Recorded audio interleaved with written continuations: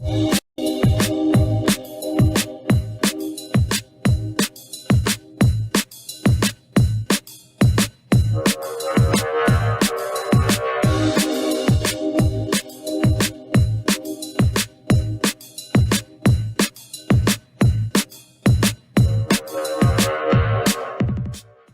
morning.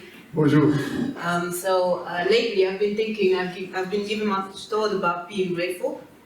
Alors, auparavant, j'ai pensé beaucoup à être reconnaissante. So actually, that subject really came in my heart after I had a phone call with a very good friend of mine. Alors, ce sujet est entré dans mon cœur, ce thème est entré dans mon cœur après avoir eu un appel téléphonique avec un ami. So my friend, she had a very important exam to pass. Alors, mon ami avait des examens importants à passer. For her, failure was not an option because it was the last exam in order for her to get a degree. Et pour elle, l'échec n'était pas une option parce que c'était le dernier examen pour avoir son diplôme. So she puts all the chances on her side. Donc, elle a mis toutes les chances de son côté. So she studies hard.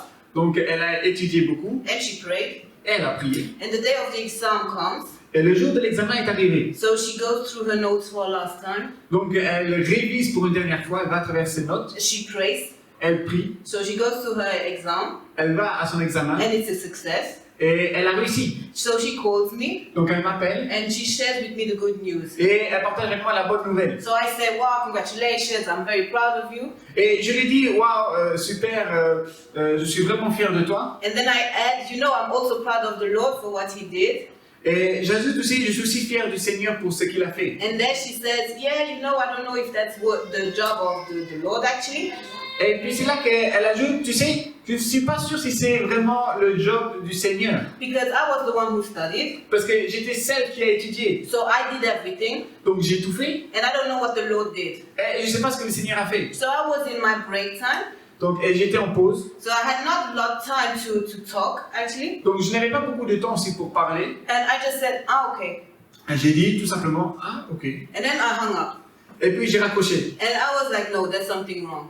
Et puis après réflexion, j'ai dit non, il y a quelque chose qui ne va pas. I mean, she had the exam to pass. Je veux dire, elle a eu un examen à passer. She prayed. Elle a prié. The Lord answers. Le Seigneur a répondu. And then she says, was that God? Et puis elle dit, est-ce que c'était vraiment le Seigneur? So I was like, that's weird.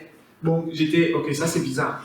I'm using this story now for my introduction here. Donc ici, j'utilise ce témoignage pour mon introduction.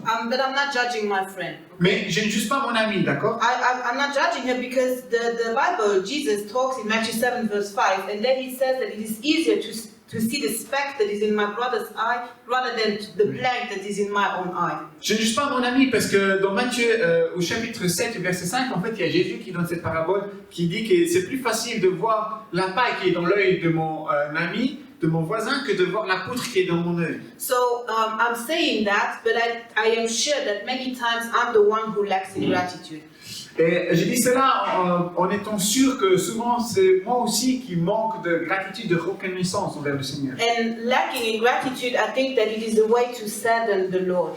Et manquer de reconnaissance, c'est aussi une manière de rendre le Seigneur triste, d'attrister le Seigneur. So the title of this preaching today is Be Grateful. Alors le titre de mon message ce matin est sois reconnaissant. And the first key is giving thanks, it is not an option. Et la première clé, c'est être reconnaissant n'est pas une option. You know, communication, it plays a central role in every relation. Tu sais, la communication joue un rôle principal dans toute communication, dans toute relation. So often when there's a problem in a relation, one can say that there's a problem in communication, or at least a misunderstanding in the communication. Alors souvent dans une relation, quand il y a un problème, on pense souvent que la première raison c'est un manque de communication ou du moins un manque d'explication dans la communication. So God, He wants a relation with each one of us. Alors le Seigneur veut une relation avec chacun d'entre nous. And what lies at the heart of this relation is communication. Et ce qui se pose sur cette relation, c'est la communication. So one way now to communicate with the Lord is through prayer. Et une des manières que nous communiquons avec le Seigneur, c'est à travers la prière. So in the Bible, we see different verses that encourage us to pray. Alors dans la Bible, nous voyons plusieurs versets qui nous encouragent à prier. And here I picked out some verses and we will read them together. Et si j'ai pris quelques versets et nous allons les lire ensemble. So 1 Thessalonians 5 verse 16 to 18 says, Rejoice always, pray continually, give thanks in all circumstances, for this is God's will for you in Christ Jesus. Alors nous avons notre premier verset, 1 Thessaloniciens chapitre 5 verset 16 à 18 qui dit « Soyez toujours joyeux, priez sans cesse, rendez grâce à toutes choses car c'est à votre égard la volonté de Dieu en Jésus-Christ. » Philippians 4 verse 6 up to 7 says, Do not be anxious about anything, but in every situation, by prayer and petition, with thanksgiving present your requests to God, and the peace of God which transcends all understanding, will guard your hearts and your minds in Christ Jesus. Nous avons Philippiens 4 verset 6 à 7 qui dit « Ne vous inquiétez de rien, mais en toute chose, faites connaître vos besoins à Dieu par des prières et des supplications, avec des actions de grâce. Et la paix de Dieu, qui surpasse toute intelligence, gardera vos cœurs et vos pensées en Jésus-Christ. » Colossians 4 verse 2 says, Devote yourselves to prayer, being watchful and thankful. Et Colossiens chapitre 4 verset 2 dit « Préservez dans la prière, persévérez dans la prière, veillez-y avec des actions de grâce. 1 Timothy 2 verse 1 says, I urge then first of all that petitions, prayers, intercession, and thanksgiving be made for all people. 1 Timothée chapitre 2 verset 1 dit « J'exhorte donc, avant toute chose, à faire des prières, des supplications, des requêtes, des actions de grâce pour tous les hommes. » So there are other verses in the Bible that talk about prayer. Donc nous avons encore d'autres versets dans la Bible qui parlent de prière. But I specifically showed these verses because they link prayer and thanksgiving. Mais j'ai choisi spécifiquement ces prières parce qu'il nous lie la prière avec des actions de grâce. So just as the Bible invites us to pray, the Bible invites us also to give our thanks. Alors même la Bible t'encourage à prier, mais elle t'encourage aussi à accompagner tes prières avec des remerciements, des reconnaissances. And I think that here for me, the most difficult verses of all those is 1 Thessalonians 5 verse 16 up to 18. Et je pense qu'ici, mon verset qui touche le plus, c'est 1 Thessaloniciens chapitre 5 verset 16 à 18. So it tells me that I have to pray all the time, continually. Donc, ce verset m'encourage justement à prier en tout temps et sans arrêt. And then it tells me to give thanks in all circumstances. Et il m'encourage aussi à donner des paroles de reconnaissance, des remerciements à Dieu en tout temps. I mean, now if I have to pray continually, I guess I can do that. Je dois dire, si je dois prier sans cesse, je pense que j'y arriverai. So if praying means talking to God, it's okay. I mean, I can also complain. I can also say what's not going well in my life. Alors si la prière est en fait parler à Dieu, je dirais que c'est d'accord parce que je peux me plaindre, je peux dire ce qui ne va pas dans ma vie. But now, if I have to give thanks in all circumstances, that's difficult. Mais si maintenant je dois commencer à remercier le Seigneur dans toute situation, dans toutes les circonstances, je pense que ça commencera à être difficile. I mean, we can agree sometimes or some people, maybe they really go through bad or difficult situations in their life. Je veux dire, on peut remercier dans certains temps, mais beaucoup de personnes passent aussi à travers des situations difficiles dans leur vie. I'm a social worker and sometimes I really see people, not everybody, but some people, I really see them suffering and I'm ashamed. I don't know what to say. Et pour ma part, je travaille en tant qu'assistante sociale et pas toutes les personnes à qui je fréquente, mais la plupart, il y en a qui passent à travers des situations vraiment difficiles et j'éprouve un peu de la honte, je ne sais pas quoi dire. And even that person has to be grateful and it has to show the Lord its gratitude even in this very difficult situation. Et selon ce verset biblique, même cette personne devrait donner du remerciement, donner de la reconnaissance au Seigneur à travers sa situation. So now if your life is falling apart, you will ask, why should I give thanks? Et maintenant, tu vas te poser la question, si ma vie tombe en morceaux, tu vas te demander pourquoi est-ce que je dois remercier le Seigneur. Job 33 verse 4 is saying, The Spirit of God has made me. The breath of the Almighty gives me life. Justement, dans le livre de Job, au chapitre 33, verset 4, dit « L'Esprit de Dieu m'a créé, et le souffle du Tout-Puissant m'anime. » Psalm 150 verse 6 tells, Let everything that has breath praise the Lord. Et Psaume 150, verset 6 dit que tout ce qui respire loue l'Éternel, louez l'Éternel. So you are alive. Donc tu es en vie, You still have breath. tu as toujours encore de la respiration, de la vie. So you have to praise the Lord. Donc tu devrais louer le Seigneur. For the Bible, this is not an option. Pour la Bible, cela n'est pas une option. The Lord gives you breath. Le Seigneur te donne la vie. So this is enough. This is reason enough for you to praise Him. Et cela est assez pour lui, pour que tu puisses le louer pour ta vie. A second key is stop asking why.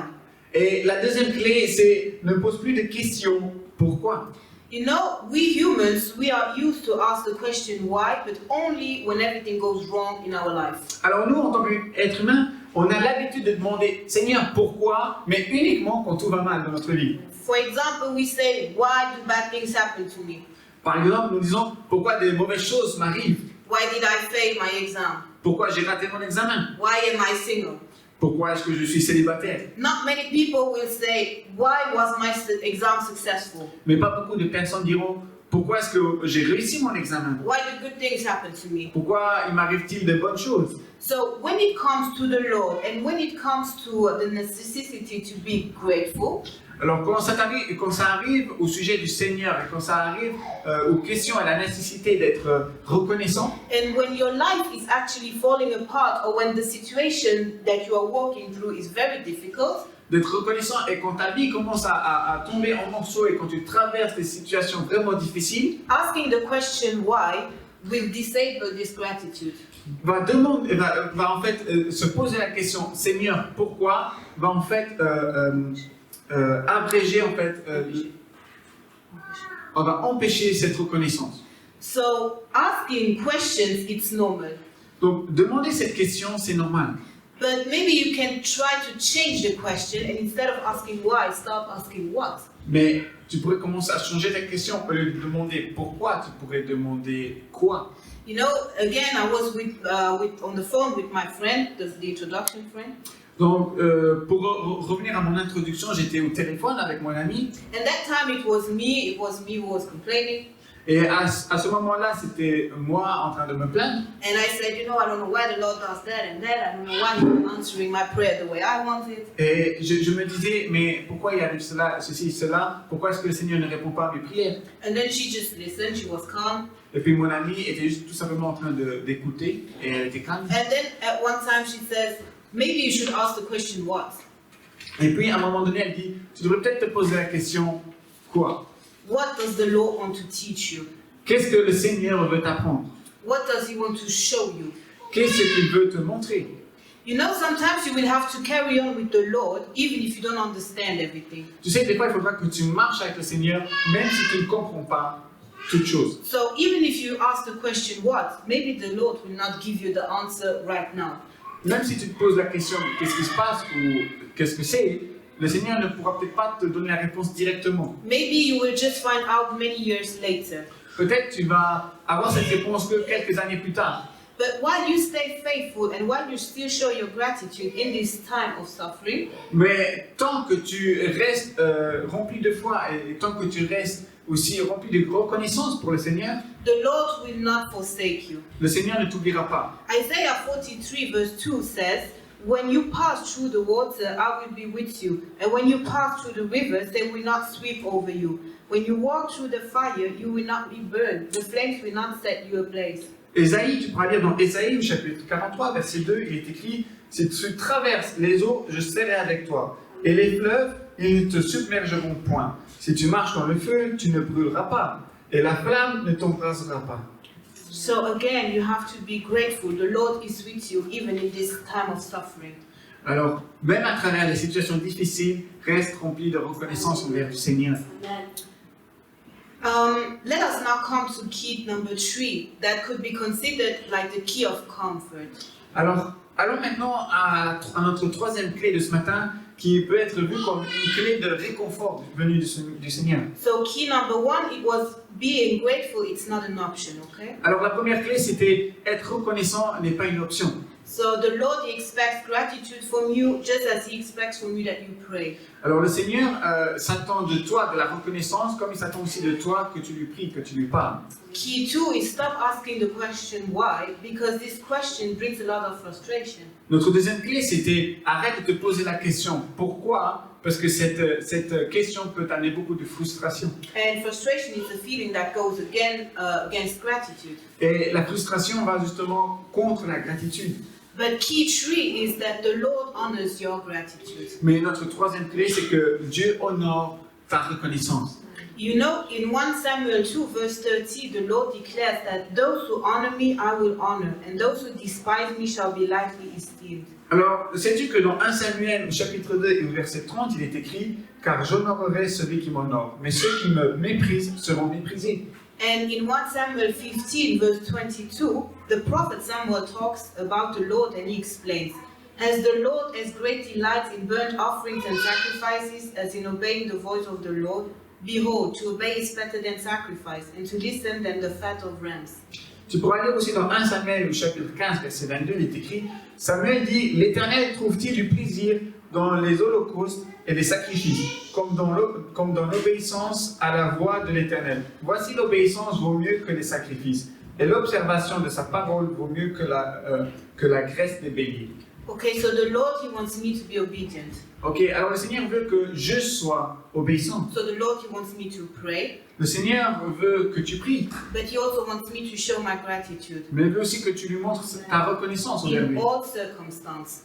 dans toutes les circonstances. And the Lord honors the one who honors him. Et le Seigneur honore celui-là qui l'honore. And a way to honor the Lord is through obedience. Et un chemin, une façon d'honorer le Seigneur, c'est de lui être obéissant. So don't you think that the Lord will honor you if you praise him not only when you're on the mountaintop, but also when you're walking in the valley? Alors ne penses-tu pas que le Seigneur va t'honorer si tu lui honores, pas seulement quand tu es sur la montagne, mais aussi quand tu es en bas dans la vallée?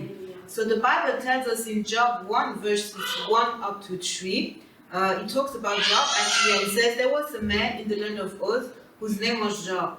And that man was blameless and upright, one who feared God and turned away from evil. 7 sons and 3 daughters were born to him. His possessions included 7,000 sheep, 3,000 camels, 500 yoke of oxen, and 500 female donkeys. In addition, he had a very great household. Thus, he was the greatest of all the prophets, of all the people, in the east. Alors tu pourrais lire dans Job, au chapitre 1, verset 1 à verset 3, il y avait dans le pays d'Uz un homme qui s'appelait Job. Et cet homme, c'était intègre et droit. Il craignait Dieu et se détournait du mal. Il lui naquit 7 fils et 3 filles. Il possédait 7000 brebis, 3000 chameaux, 500 paires de bœufs, 500 ânesses et un très grand nombre de serviteurs. Et cet homme était le plus considérable de tous les fils de l'Orient. So just to put it in brief, Job was very rich. Alors, pour faire court, Job était très riche. He was blessed. Il était béni. There are 42 chapters that constitute the book of Job in the Bible. Et le livre de Job est constitué de 42 chapitres. And from chapter 1 verse 6 up to chapter 41, you can only read the man's suffering. Et à partir du chapitre 1, verset 6, jusqu'au chapitre 41, tu pourras lire uniquement la souffrance de Job. So I read, Job is not a funny book to read. Alors, en termes principaux, le livre de Job n'est pas un livre très amusant à lire. I mean, you only see a man suffering. Tu vois uniquement un homme qui souffre. You see he loses his health, his wealth, his children. Il perd sa richesse, sa santé, il perd ses enfants. So his life is really falling apart. Donc, sa vie commence vraiment à tomber en morceaux. But here is what happens in 1 Job 20, in Job 1, verse 20 up to 21. Then Job got up and tore his robe. He shaved his head and then he threw himself down with his face to the ground. He said, naked I came from my mother's womb, and naked I will return there. The Lord gives and the Lord takes away. May the name of the Lord be blessed. Et voici ce qu'on peut lire de Job, son attitude dans Job au chapitre 1, versets 20 à 21. Il est écrit « Alors Job se leva, déchira son manteau et se rasa la tête. Puis se jetant par terre, il se prosterna et dit « Je suis sorti nu du sein de ma mère, et nu je retournerai dans le sein de la terre. L'Éternel a donné et l'Éternel a ôté. Que le nom de l'Éternel soit béni. » So Job is full of grief. One can see that in verse 20. Alors on peut voir que Job est rempli de tristesse, et on peut le voir dans le verset 20. God, He has created us with feelings, okay? Alors, on sait que le Seigneur nous a créés avec des sentiments, d'accord? And it is very okay to be sad and also to express it and to tell it.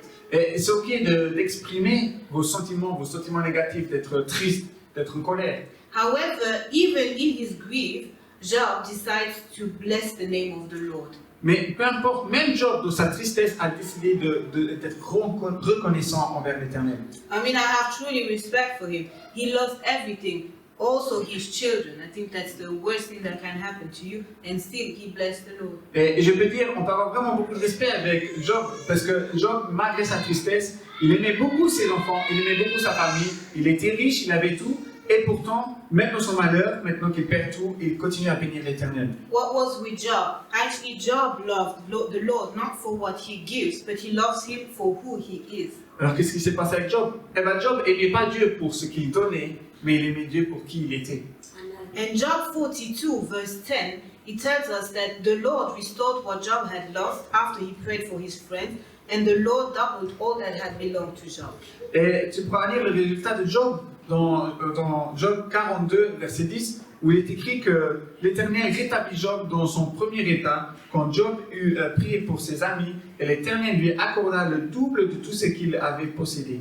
You see how the Lord honored his gratitude. As-tu vu comment le Seigneur a béni la reconnaissance de Job?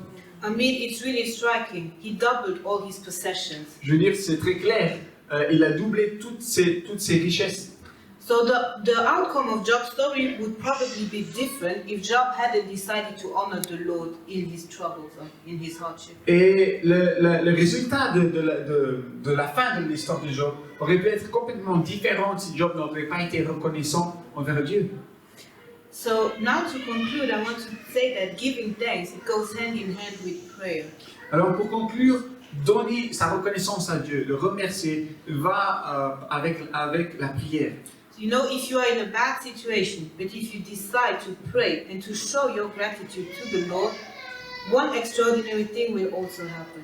Et tu sais, si tu es dans une mauvaise situation, dans une situation qui ne convient pas du tout, dans une situation de malheur, mais que tu gardes ta prière, que tu gardes ta reconnaissance envers le Seigneur, il y a des miracles qui peuvent sortir de cette situation. Philippians 4, verse 6 and up to 7 says, "Do not be anxious about anything, but in every situation, by prayer and petition, with thanksgiving, present your requests to God. And the peace of God, which transcends all understanding, will guard your hearts and your minds in Christ Jesus." Tu pourras lire dans Philippiens au chapitre 4, du verset 6 à 7, il est écrit « Ne vous inquiétez de rien, mais en toute chose, faites connaître vos besoins à Dieu, par des prières et des supplications, avec des actions de grâce. Et la paix de Dieu, qui surpasse toute intelligence, gardera vos cœurs et vos pensées en Jésus-Christ. » It's the peace of God we're talking about. Je veux dire, on parle ici de la paix de Dieu. It's not the peace that man can give or that the world will give to you. Ce n'est pas une paix que l'homme peut te donner ou que le monde peut te donner. It's the peace of God. C'est la paix de Dieu. It's an extraordinary peace. C'est une paix extraordinaire, surnaturelle. And it will be with you even in your difficult situation. Et cette paix de Dieu sera avec toi même dans les situations difficiles. But for this you have to pray and you have to continue giving Him thanks. Mais pour cette paix, tu dois continuer à prier et continuer à donner des actions de grâce. Remember that the question why it creates frustration. Rappelle-toi cette question, pourquoi ça crée de la frustration? It is true, so try to avoid this question. Even if it is normal sometimes, try to avoid it. Et il est vrai que dans les mauvaises situations, on peut se poser cette question, mais essaye d'éviter cette question. You know, in Luke 18, verses 29 up to 30, Jesus is talking and he says, "There is no one who has left home or wife, or brothers or parents or children for the sake of God's kingdom, who will not receive many times more in this age and in the age to come eternal life." Sais-tu qu'en Luc chapitre 18, versets 29 à 30, il est écrit « Et Jésus leur dit, je vous le dis en vérité, il n'est personne qui, ayant quitté à cause du royaume de Dieu, sa maison, ou sa femme, ou ses frères, ou ses parents, ou ses enfants, ne reçoivent beaucoup plus dans ce siècle-ci et dans les siècles à venir la vie éternelle. » So everything you do for the Lord, He sees it. Donc tout ce que tu fais pour le Seigneur, il le voit. The Lord honors the Lord honors those who honor Him. Le Seigneur honore ceux qui l'honorent. So He will honor you if you honor Him. Donc il va t'honorer si tu l'honores. Amen. Amen.